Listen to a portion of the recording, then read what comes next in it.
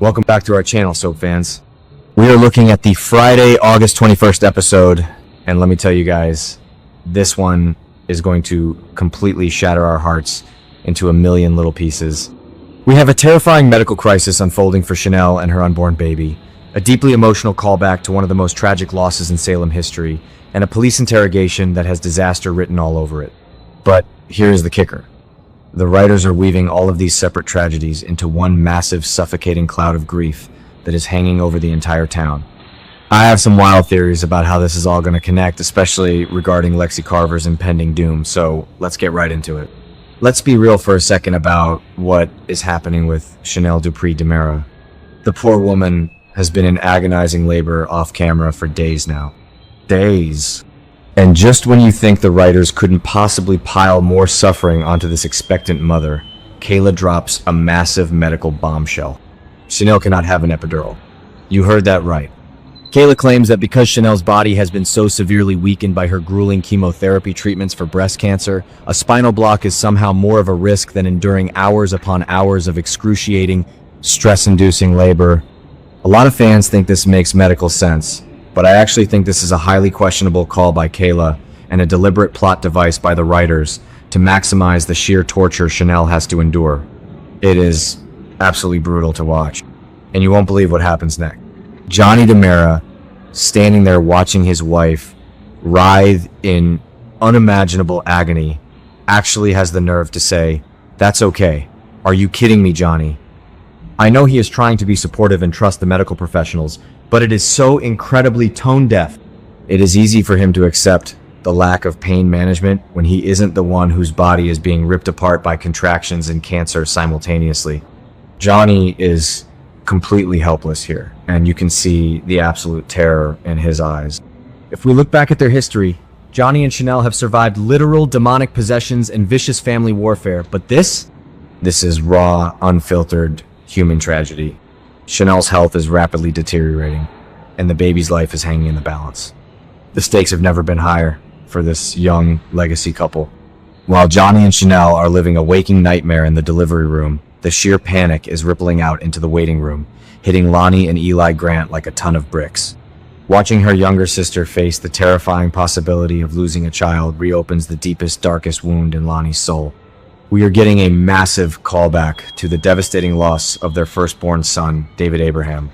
For those of you who have been watching for years, you remember the absolute agony of that storyline. Lani and Eli were completely destroyed when their baby died shortly after birth.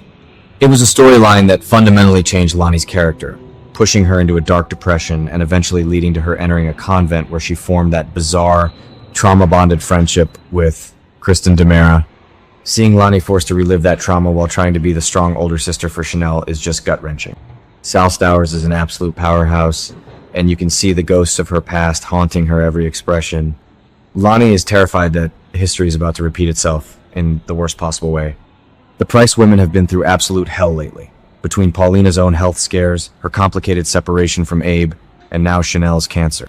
Lani and Eli are clinging to each other, praying that Chanel doesn't have to join the tragic club of grieving parents. It is a brilliant, albeit painful move by the writers to tie Lani's historical grief into Chanel's current crisis, grounding the soap opera in real, visceral emotion. But the tragedy doesn't stop at the maternity ward. Across town, Abe and Theo Carver are facing their own absolute worst nightmare. Lexie Carver is dying. Again. Can you believe it?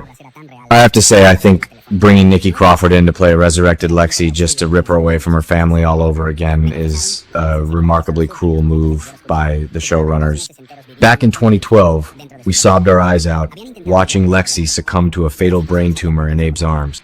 Now, thanks to EJ DiMera's catastrophic God complex and his failing Versavix serum, Lexi's cure has completely collapsed. Abe and Theo are helplessly praying for a miracle, but the writing is on the wall. The serum is causing lethal side effects, and Lexi is fading fast. The psychological toll this is taking on Theo is staggering. Theo has autism, and he relies so heavily on stability and truth. To have the mother he mourned for over a decade suddenly return to him only to have her violently snatched away again by his own uncle's reckless science experiment, is going to permanently damage him. And Abe?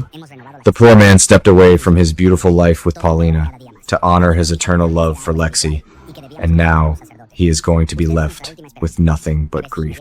It is a devastatingly bleak storyline, but it leads me to a massive fan theory that I think is absolutely going to happen. What if Lexi's tragic death is cosmically tied to the birth of Chanel and Johnny's baby? Hear me out.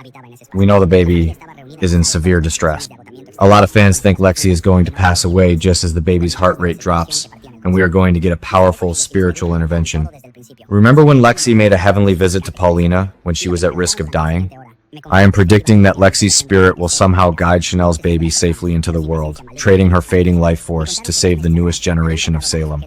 And if that happens, I am completely convinced that Johnny and Chanel will name their little girl Alexandra Lexi's real name to honor the aunt who saved her.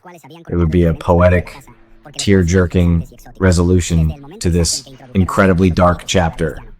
While all this emotional devastation is happening, we have Detective Jada Hunter out here trying to play hardball with the devil himself.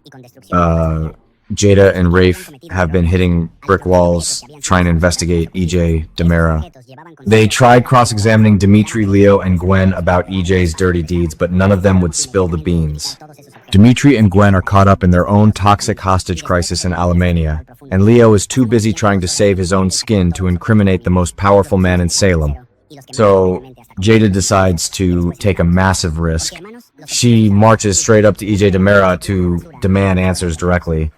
I think this move is a huge mistake, because Jada is severely underestimating the monster EJ has become. EJ is literally wearing Stefano's ring. He has fully embraced his father's ruthless legacy.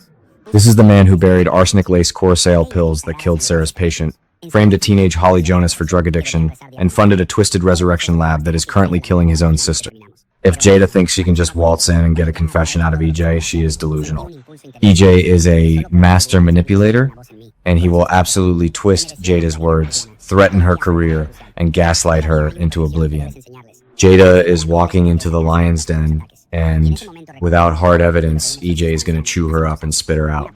The arrogance of EJ right now is off the charts, and I cannot wait to see how this explosive interrogation goes down.